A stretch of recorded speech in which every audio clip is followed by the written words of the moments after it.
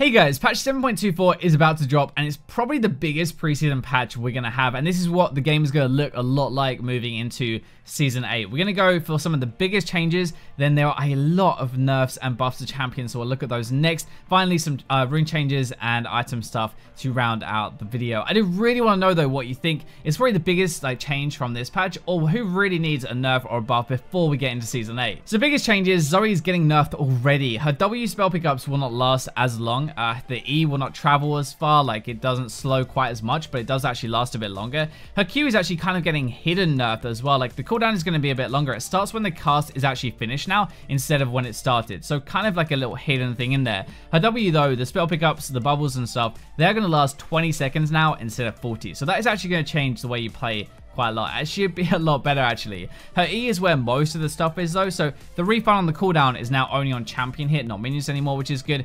There's 0.2 seconds longer of the drowsy part. The slow is reduced by 20%. There's 150 less range and 40 less radius on it as well. If you count those up, there are 7 different nerfs right now to Zoe in one single patch, which is pretty ridiculous. She's only just come out, but then again, one shot is pretty ridiculous as well. It does target a lot of like the pain points, I guess, that people were kind of complaining about recently. But the good thing is they aren't really touching her damage, which is a really big part of Zoe. And also the combos are going to stay the same. They're not reworking how they work, which is one of the most fun parts of her. So yes, like the setup for those things is going to be a bit worse, but like actually what makes Zoe Zoe is still going to be the same. She's still going to be really good, just not quite as obnoxious to play against. Ezreal's nerf is finally here. It's not massive, but they are taking 50% of the AD ratio off of his Q. So one is actually total AD ratio, so even like base and stuff affects this, so actually it's probably a bit bigger than you think. Plus actually you do spam this, so it adds up to quite a lot over time if you hit this like 5 or 10 times, for example. I'm not really sure if it's going to be enough to like curb how good he actually is as an AD carry right now. Kleptomancy is giving him, that's like the issue, that's giving him so much more free gold. Having more items in the game is actually why it's so beast right now. It's not really the QAD ratio, but at least it's a start. Keystones in Precision are like all getting changed. All 3 of them. This is probably one of the biggest things that's going to shake up the AD carry role this patch. Pressy attack is getting nerfed, so the exposure is now added after the final attack that applies it. So basically it reduces how effective a 3 auto attack trade is going to be to proc your Pressy attack. If you want to use it properly, you're going to have the auto and trade for a bit longer, which is a good way to hit this, I think, because that's kind of the idea of the keystone, right? Lethal Tempo is having a 6 second cooldown now, down from 10, which is really good. It was kind of just outclassed by a Pressy attack when it shouldn't have been, if that makes sense. So like a lot of champions should have used Lethal Tempo, but they just didn't because it wasn't as good.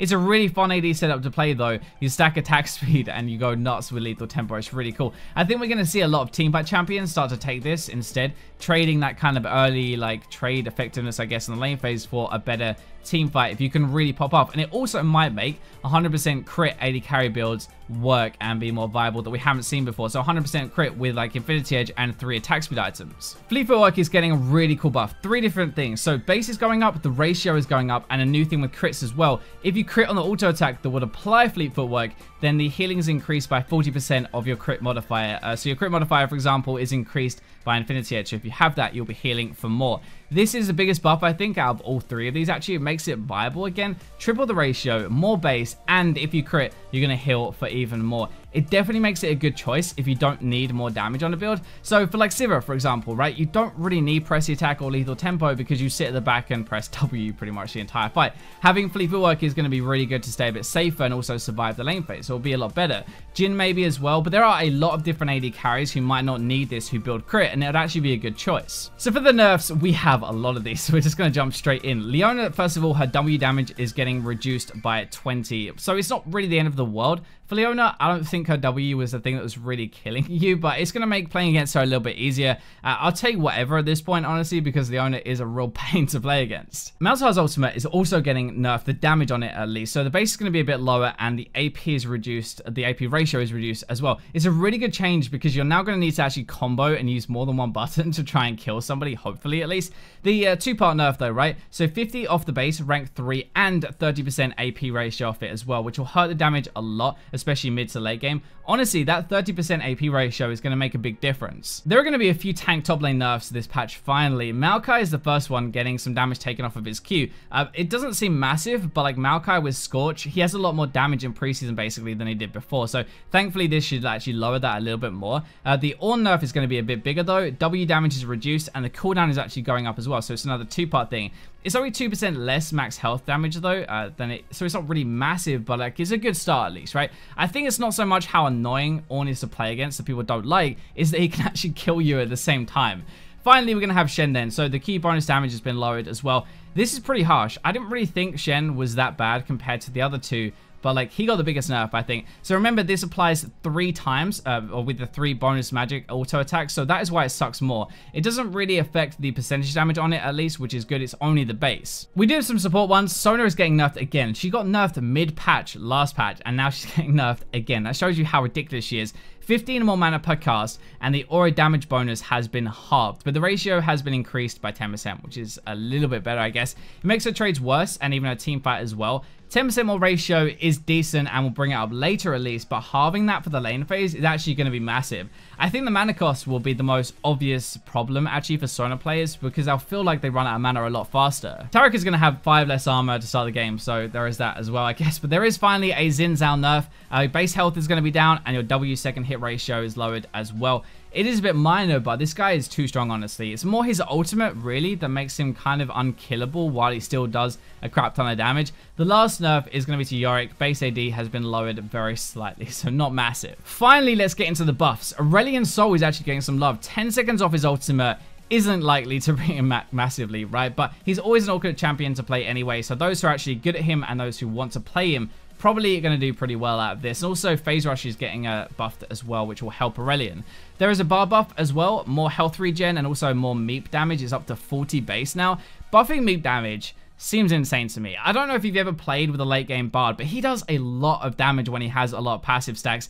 Giving him more seems kind of nuts. Like, that is not the way to buff a support to make him this auto-attacking late game beast. Camille is going to be getting her shield duration and also her Q recast window increased a little bit. The idea is they're going to have better trades with this. Kind of small buffs though, but try Arcane Comet if you haven't already with Camille. It's actually pretty good. It adds a decent amount of damage, and this will help a little bit at least, but it's kind of like the Darius one as well. His bleed damage and bonus AD and max dex is going to be up as well. It's 3 more damage per bleed stack, which isn't that bad, but 30 more AD at level 18. It's a kind of a weird way of actually working as you scale through the game, but it's about a 10 to 20 AD increase at most levels. Extended trades will be a bit better with more AD, right? You get from this. It's actually going to be really nice, honestly, and the AD feeds into the rest of his kit as well. This one kind of makes me sad. Galio is getting buffed, so his W now deals damage on the taunt, which he didn't before. Passive AP ratio is going to be nerfed, but your E cooldown is also lower as well. Apparently, we didn't really learn a lesson when we buffed AP Galio a few months ago, because we've just buffed AP Galio again.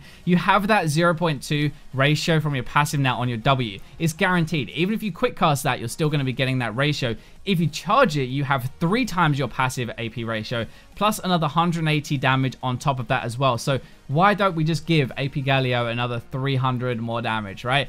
This might be the most sleeper change of the patch, actually. Lucky keystones aren't that great for Galio, so he's not going to be overpowered or anything, but he's going to do a lot of damage. Ivern is getting a very small buff. Health cost of farming is going to be down.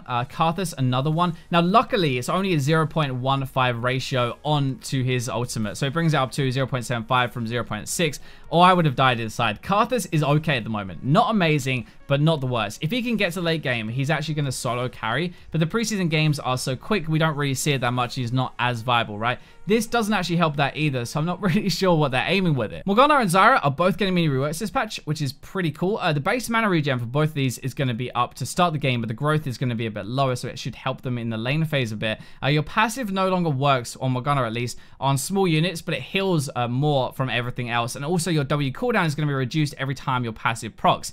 The passive is going to heal for 15 to 40% of damage dealt by abilities on champions, large monsters, and also large minions like like cannons, for example. So jungle Morgana and lane Morgana are definitely going to come back after this. I wouldn't be surprised, honestly, to see either of those actually working. I know jungle Morgana seems really weird, but it'll probably work again. It's a nice change. It doesn't ruin her or anything for support. It's just aimed at buffing her solo lane play. Zyra is very similar, aimed at solo lane play. It's going to be okay for supports as well. There are loads of small little things changed with Zyra, but the stuff you have to know really is her passive now spawns these seeds closer to her. They won't last as long, but if they transform into plants, they will last a bit longer in that plant form. Your plant health has been reworked as well, so they die instantly to melee attacks, and late game they will have less health because on her W there's no passive giving them 50% more health anymore. That has been changed so that when she kills an enemy, the recharge is reduced by 20%, the recharge rate, and also it's 100% if you get a champion takedown, so an assist or a kill from that. Larger minions as well will proc this, and so will larger monsters will proc the 100% version.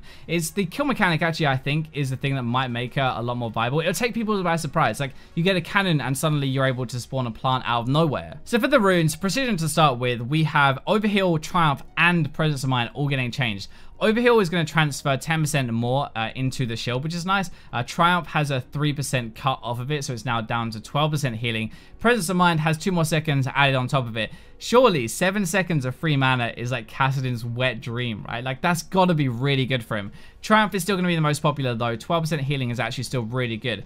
Coup de grace as well, the last one in Precision, 1% less damage, like literally just 1%. I think like Cut Down and Last Stand might be a bit better here, but it's still going to be really good. For Domination, Eyeball Collection is only going to give you 1, I guess, from assists instead of 2. Sorcery, we have a Keystone change actually for Phase Rush. So the slow resistance that you would get as a melee champion now is also granted to ranged champions that use this, so it's not just for melee. It's good for some champions like Aurelion Sol, Vladimir maybe, but it doesn't seem like it's going to be as effective as other keystones still. Like, you'd still want to take Unsealed Spellbook on Vlad. Celerity is also going to have 1% less move speed. In Resolve, if we move on to that, Mirror Shell has 1 more magic resist, so it now grants 6 in total. Revitalize is pretty cool. It now also boosts shields and heals that are targeted on you, not just that you're casting. So this might be a good thing if you want to take that on an AD carry with a Striker, for example. Finally, Kleptomancy is getting a nerf, but it's not going to be, don't get too excited, it's not that good. It no longer increases the range of the auto attack when you have Kleptomancy active, and there's less variety of loot gained as well.